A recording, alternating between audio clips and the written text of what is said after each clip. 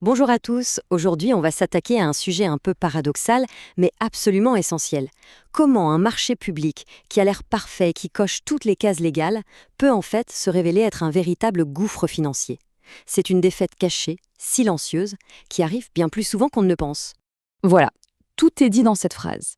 C'est ça le cœur du problème. On peut avoir un contrat blindé sur le plan juridique, attribué dans les règles de l'art, qui se déroule sans le moindre accroc-visile, et pourtant, chaque jour qui passe, il coûte de plus en plus cher.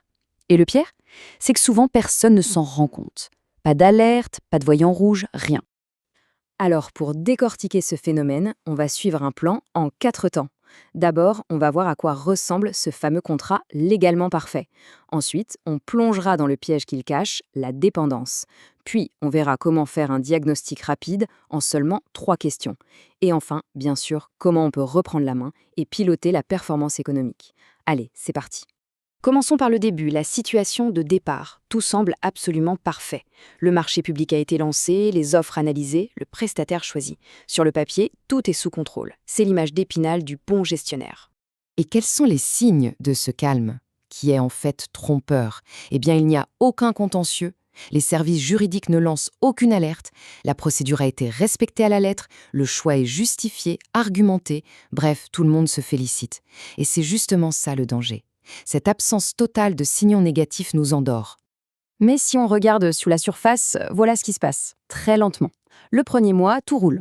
6 mois plus tard, on sent que les prix sont un peu moins discutables. Puis, au bout d'un an, ça devient flagrant. La moindre petite évolution, le moindre changement non prévu dans le contrat initial coûte une fortune. Pensez à un contrat informatique, par exemple. On a besoin d'une petite fonctionnalité en plus. Le devis qui arrive est exorbitant, complètement déconnecté du travail réel. Puis, les délais commencent à glisser. Juste un peu. Ce sont des micro-fissures qui apparaissent, une lente érosion du contrôle. Et c'est là qu'on arrive au point de bascule. À ce moment précis, l'organisation ne pilote plus rien du tout. Elle est passée en mode exécution. Elle subit les conditions qui sont, dans les faits, dictées par le prestataire. Sans crier à gare, la relation client-fournisseur s'est totalement inversée. Passons maintenant à la deuxième partie pour vraiment comprendre la racine du mal. Le piège, le vrai, c'est cette croyance que la sécurité juridique est l'alpha et l'oméga de la bonne gestion d'un contrat. Cette phrase, c'est l'illusion parfaite. On a tellement mis l'accent sur la sécurisation des procédures pour éviter les recours et les contentieux, ce qui est indispensable bien sûr, que ça a créé un angle mort. On en est venu à penser que si c'est légal, alors c'est forcément une bonne décision économique. Eh bien non, c'est une erreur fondamentale. En fait, il faut bien comprendre qu'il y a deux niveaux d'analyse, totalement distincts. Le niveau juridique, lui, il est là pour stabiliser le cadre, pour protéger en cas de litige. C'est un filet de sécurité. Mais il y a le niveau économique qui est tout autre chose. Lui, il est là pour s'assurer qu'on garde la maîtrise du jeu, qu'on pilote la performance réelle du contrat. Et il faut être clair, le droit ne garantira jamais la maîtrise économique. Et le résultat de cette confusion, il est assez ironique. On se retrouve avec une organisation qui est peut-être parfaitement protégée par un contrat en béton armé, à l'abri de toute attaque juridique, mais qui, dans la réalité, est devenue complètement captive de son fournisseur. Elle n'a plus aucun pouvoir, plus aucun levier. Alors la question à 1 million. Comment savoir si on est déjà tombé dans ce piège de la dépendance? Eh bien, il existe un petit diagnostic tout simple, en 3 questions, pour y voir plus clair. Première question très directe. Si, demain matin, pour une raison X ou Y, il fallait absolument changer de prestataire, est-ce que ce serait vraiment possible? Et je ne parle pas en théorie, je parle en pratique. Techniquement, financièrement, et dans des délais qui ne mettent pas toute l'organisation par terre. Deuxième question, et elle est cruciale. Est-ce que le coût réel, le coût total du marché, est toujours celui qui était affiché au départ? Ou est-ce que, petit à petit, des surcoûts se sont ajoutés? Ces fameux avenants hors de prix, ces prestations additionnelles qui deviennent soudainement indispensables, ces frais de maintenance qui grimpent. Il faut regarder le coût total, pas juste le prix sur l'étiquette.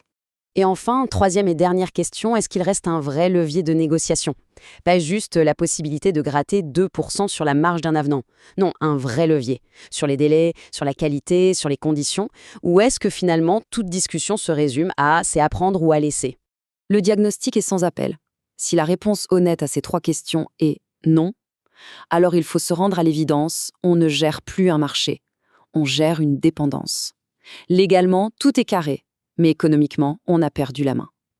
Point. Bon, le constat est posé. Maintenant, que fait-on? C'est tout l'enjeu de notre dernière partie. Comment on arrête de juste gérer de la conformité pour se mettre à vraiment piloter la performance économique? Comment on reprend la main? Tout part d'un changement de logiciel mental. Il faut arrêter de se poser comme seule et unique question: est-ce que mon marché est légal? La vraie, la bonne question, celle que les décideurs doivent se poser en permanence, c'est: est-ce que mon marché est encore maîtrisé économiquement? Ça change absolument toute la perspective. Pour passer à l'action, voici une démarche en 4 étapes simples. 1. Il faut avoir le courage de nommer les choses, d'admettre qu'on est dans une situation de dépendance. 2.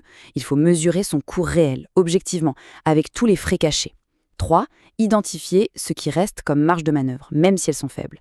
Et 4. L'étape la plus importante, prendre une décision stratégique. Est-ce qu'on subit? Est-ce qu'on essaie de limiter la casse? Ou est-ce qu'on bâtit un plan d'action pour sortir de cette situation? Et ce point est absolument fondamental. Dans ce genre de situation, ne rien décider, c'est en fait prendre une décision, celle de subir. L'inaction est un choix par défaut, et c'est souvent le pire de tous. L'enjeu, pour les responsables, c'est donc de faire un choix conscient et d'arrêter de laisser la situation pourrir. En fait, tout ça nous montre que le problème est souvent plus large qu'un seul contrat. C'est un vrai sujet d'organisation. Dans la plupart des structures, on sait très bien qui pilote la procédure d'achat.